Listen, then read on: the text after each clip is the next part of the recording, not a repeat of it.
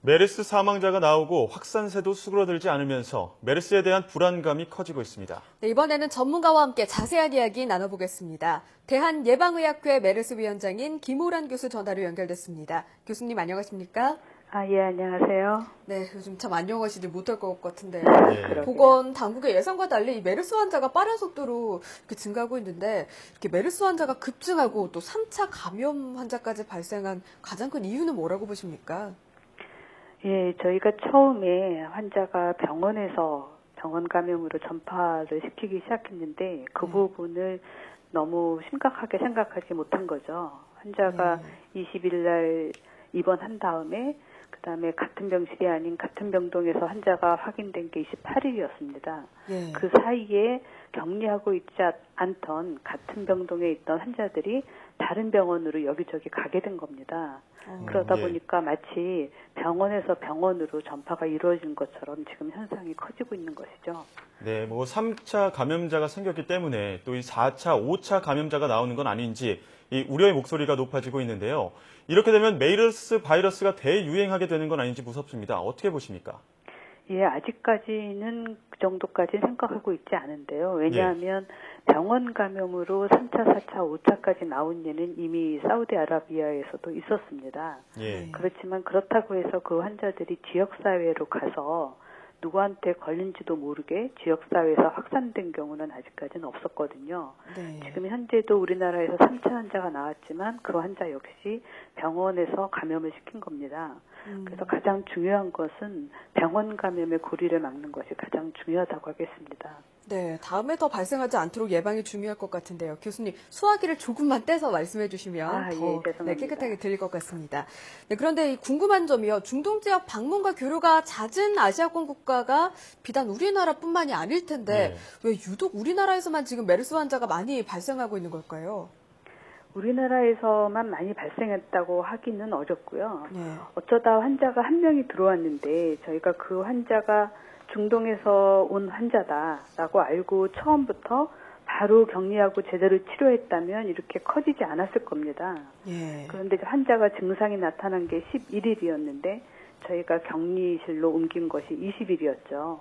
예. 그 사이에 환자가 병원을 돌아다니면서 병원에서 입원하고 있는 이제 면역 수준이 떨어진 다른 환자한테 옮긴 게 그게 큰 문제가 됐던 것이죠. 네, 한 명의 보균자를 제대로 대처하지 못한 게 가장 큰 원인이다라는 말씀을 해주셨는데요. 그렇습니다. 중동에서는 치사율이 40%라는데 우리나라에서도 사망자가 나오긴 했지만 그렇게까지 치명적이진 않은 것 같습니다. 왜 그런 건가요? 치명률 40%는 평균 값입니다. 근데 중동에서 나온 자료도 분석해 보면 원래 기저질환이 있었던 환자에서는 거의 40%가 넘고요. 그렇지 않은 일반 사람들한테서는 10% 수준입니다. 그래서 건강했던 사람과 기저질환이 있던 사람과 거의 4배의 차이가 나타난 거죠. 네. 지금 저희도 메르스 환자의 반이 이미 기저질환을 가지고 있던 환자였기 때문에 조금 걱정되는 부분이 있는 거고요. 대신에 이제 환자 보호자였거나 의료인이었거나 이런 부분들에서는 사망자가 나오지 않을 것으로 생각합니다. 네. 그럼에도 불구하고 지금 메르스에 대해서 사람들이 무서워하는 이유가 치사율이 높은 점도 있지만 아직까지 이 메르스를 치료할 백신이나 치료자가 없는 상황이기 때문일 텐데요. 그렇다면 이 메르스 추가 감염을 막기 위해서 환자를 격리하는 것 외에도 다른 방법은 없을까요? 지금 확실한 방법은 없습니다. 굉장히 많은 감염병에 대해서 일반 사람들이 다 약이 있다고 생각하는데 실제로는 약을 갖고 있는 감염병이 훨씬 적습니다. 인류와 같이 지내온 감기도 약이 없지 않습니까? 그렇죠. 예, 그렇지만 다 어느 정도 앓다가 지나가잖아요. 이 코로나 바이러스도 역시 그런 감기 종류입니다. 그래서 딱히 약이 없지만 우리가 견뎌낼 수 있는 거죠. 그리고 지금까지 개발된 항바이러스 중에 일부를 이 코로나 바이러스 메르스에도 사용하고 있고 효과가 어느 정도 있는 것으로 인정되고 있어서 현재 그것을 쓰고 있습니다. 또 이 메르스는 공기를 통해서는 전염되지 않고 확진 환자와의 접촉이 있을 때 전염된다라고 알려져 있는데요. 하지만 추가로 발생한 확진 환자들 중에는 근거리 접촉이 없었던 경우도 있었습니다. 공기 중에 감염될 확률이 정말 없다고 볼 수 있는 걸까요? 공기 전파라고 하는 것은 인플루엔자나 이런 것처럼 이 바이러스를 품고 있는 우리가 그 비말 핵이라고 하는데 그게 예. 둥둥 떠서 멀리 돌아다닐 때 공기 전파라고 하고요. 예. 이 환자가 처음에 입원했던 병원의 특수 상황을 저희가 가서 보면 공기 전파가 아니어도 퍼질 만한 상황이 있었어요. 2인실이었고 환자는 창가에 누워 있었는데 네. 계속해서 기침을 해대면 그것이 비말이 쌓여가지고 문을 열면 문 밖으로 나갈 수밖에 없는 상황입니다. 그리고 불행히도 그 환자가 입원했을 당시에 에어컨도 작동되지 않았었고 그 방에 급기구와 배기구 통풍하는 시스템이 안 돼 있었던 거죠. 그러다 예. 보니까 복도로밖에 나갈 수가 없었고 많은 환자들이나 보호자들이 그 복도를 통해서 돌아다니고 있었기 때문에 쉽게 감염이 이루어진 것으로 생각하고 있습니다. 네, 여러모로 좀 상황이 좋지 않았던 것 같습니다. 예, 그렇습니다. 예, 뭐 그렇다 보니 이 메르스 환자를 접촉했거나 또 진료했던 병원으로 알려진 곳에 방문하셨던 분들은 정말 불안감이 큰데 이런 경우에 좀 이미 그 병원을 갔다 오신 분들은 좀 어떻게 해야 될까요?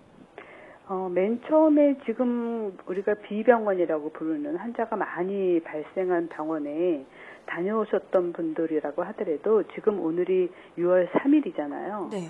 첫 환자가 그 병원을 떠난 지 벌써 2주가 지났습니다. 예. 예, 그래서 그 첫 환자에서 감염될 가능성은 없고요. 그 첫 환자를 통해서 감염됐던 환자들도 거의 28일 전후에서는 떠났기 때문에 이제는 그 병원을 통해서 방문했던 사람들이 발생할 가능성은 없고요. 그 병원에 있던 사람들이 지금 다른 병원으로 전원된 환자들이 있는데 네. 혹시라도 거기서 3차 감염이 나오지 않을까 그것이 걱정되는 부분입니다. 예. 또 아까도 말씀해 주셨지만 첫 번째 복균자가 중동 여행 사실을 알리지 않아서 확산을 막지 못했는데요. 이 메르스 확산을 막기 위해서는 자발적인 신고가 중요할 것 같습니다. 어떤 증상을 보일 때 이 메르스를 의심해 봐야 할까요? 메르스는 사실 특이한 증상이 없이 일반 감기와 비슷합니다. 만약에 굉장히 특이한 증상이 있었다면 처음 병원에서도 바로 알았겠죠. 그런데 네. 열나고 기침하는 정도니까 별로 특이한 증상은 아닙니다. 그렇지만 그 위험 지역을 다녀왔다고 하는 여행력이 가장 특이한 사실이죠. 예. 그래서 그러한 여행력이 있으면서 감기 증상을 보인다. 그러면은 의사를 찾아갈 때 마스크를 끼고 가고 의사한테 바로 그 사실을 알려야 되겠습니다. 네, 알겠습니다.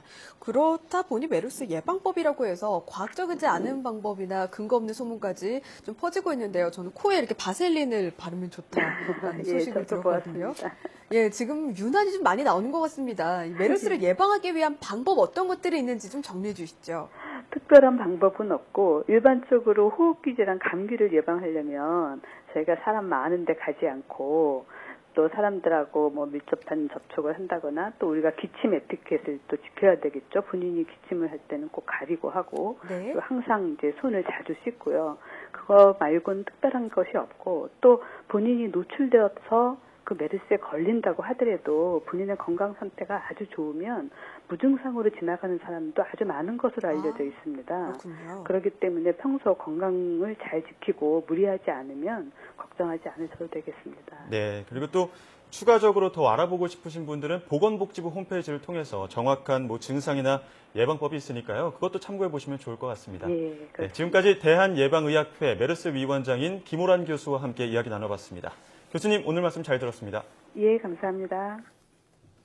네, 이 확산에 대한 경각심을 갖고 이 정부 주도로 대책을 철저히 해야 될 것 같습니다. 네, 그리고 무엇보다 아직은 의료기관 내 감염이기 때문에 통제할 수 있는 상황이라고 하니까요. 그 네. 어느 때보다 개인 위생 따로 또 신경 쓰셔야겠습니다.